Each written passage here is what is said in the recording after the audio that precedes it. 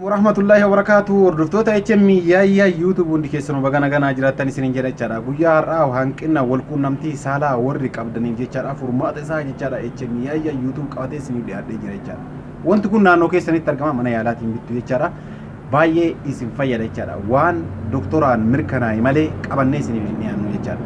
Kanaafuu waan kana yeroo torbee tokkoof walitti aansitee yoo fayyadamte jechaadha, yeroo dheeraadhaaf jechaadha.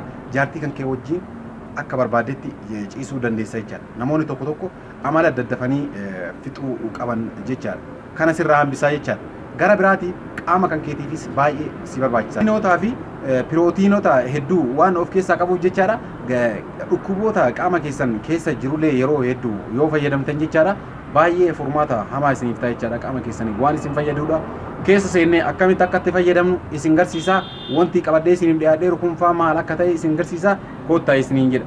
Garuu garan osoo dhufin dura jechaadha, meeshaan har'a isinitti agarsiisu kun yoo waan naannoo keessanitti hin jiraanne taate bifa birootiin meeshaa naannoo keessanitti argamu jechaadha. Qabadhee isinii waan dhiyaaduuf obsaan na eeggadhaa isiniin jedha. Akkuma gaafa dhibee kalee irratti isin barsiisu namoonni keessan na qunnamtanii jechaadha.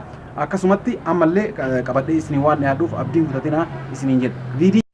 Warri hanqina waan kanaallee hin qabne viidiyichi beekumsa walii galaatiif isin fayyada waan ta'eef akka jaalattan abdii guddaa qabaa jechaadha. Amma gara hojjechuu deemna, amma dhumaatti na hordofaa isiniin jedha. Koottaa hojii hojjenna. Jirra jechaadha, akkuma garasitti isiniif himuuf yaada jechaadha. Wantoonni nu barbaachisan jechaadha, kana ni beektan jedhee yaada. Rummaana baay'ee barbaachisaadha jechaadha. Vitaamin C dhaan fa waan guutame jechaadha. Dhukkuba iskaardiif illee baay'ee nama gargaara jechaadha. Akkasumas isa kana jechaadha, rummaan waan beektan taate baay'ee barbaachisaadha. Akkatti hojjennu wajjin hojjennee isin agarsiisa. Itti aansee kan qopheeffatan damma jechaadha. Sadaffaan ammoo aanan. Pirootiinaan kan guutame waan ta'eef jechaadha. Aananii waliin yoo dabalame maal akka nu fiduu danda'u walumaan laallaa hammarmaatti na hordofaa isin jira jechaadha. Meeshaa juuzaa kana ni qopheeffannaa isinitti himuuf kana ni qopheeffanna jechaadha. Amma wajjumaan qopheessinaa na laala. As keessa daannaa jechaadha rummaana kana. Baay'ee dhugaa faayidaa guddaa qaba jechaadha. Waan hin mirkanaa'in nama hin barsiisnu. Waan isin fayyada jenneefi warri hanqina dhiigaa qabdanillee baay'ee isin barbaachisaa. Dhiiga keessan sirriitti isinii dabala jechaadha.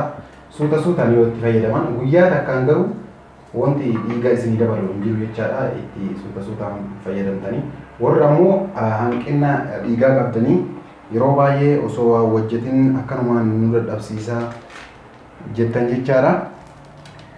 Yeroo masanittuyyuu yoo guyyaa takkaafillee yoo dhugdan guyyaa saniif dadhabbiin guyyaa sanii sun isinirraa badaa deema jechaadha.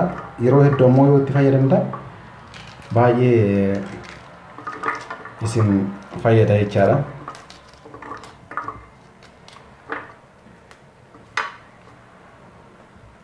Firee isaa qofaa kan barbaachisu.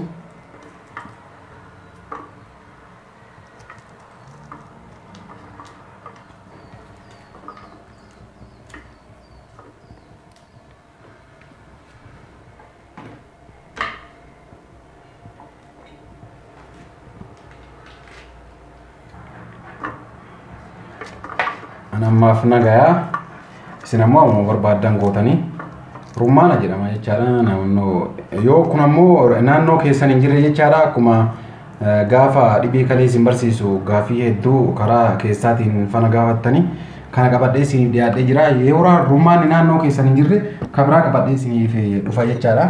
Amma ammoo damma itti daballa jechaadha. Isin mul'ataa jira.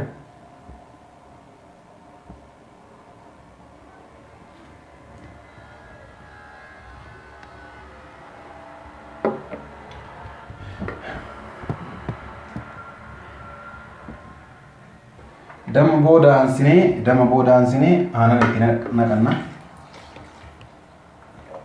Baay'ee barbaachisaadha jechaadha. Amma baakiraa hojjechuuf deemaa jirra jechaadha. Karaa biraatiin jechaadha. Wal quunnamtii saalaatii fi guyyaa torba wal faana itti aansitee osoo waan kana fayyadamtee inni argita jechaadha. Amma itti daakanna.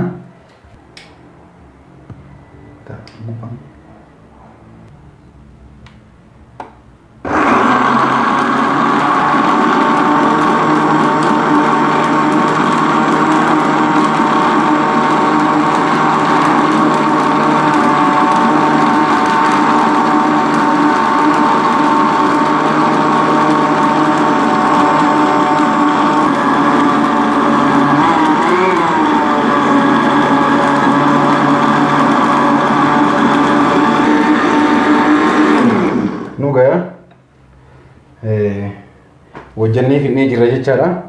Amma akka itti fayyadamnu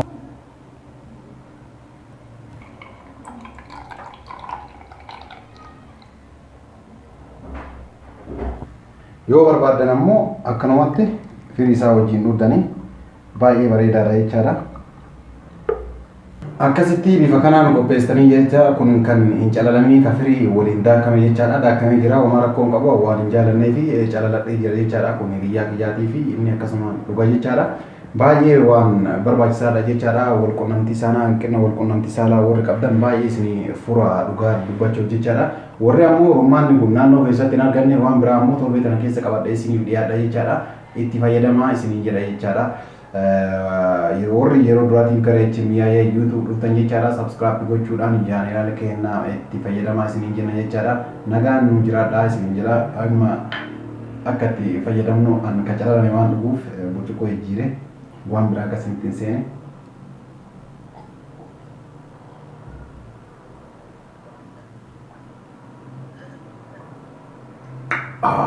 Wow, dhugaa rabbi baay'ee namatti tola jechaadha. Akkasumas warri hanqina dhiigaa qabdan jechaadha. Aanan illee osoo hin dabalatin aanan osoo itti hin dabalatin kophaa isaa yoo daattan jechaadha. Dhiiga keessan dabalaa deema jechaadha. Namoonni hedduun osoo waan takka hin hojjetin jechaadha. Hojii takka iyyuu hin hojjetinne nama dadhabsiisaa guyyaa har'aadha. Waa lamumarraa dhufa jechaadha nama dadhabsiisuun kun jechaadha. Dhibee garaarraa illee haa ta'u irra caala waa lama.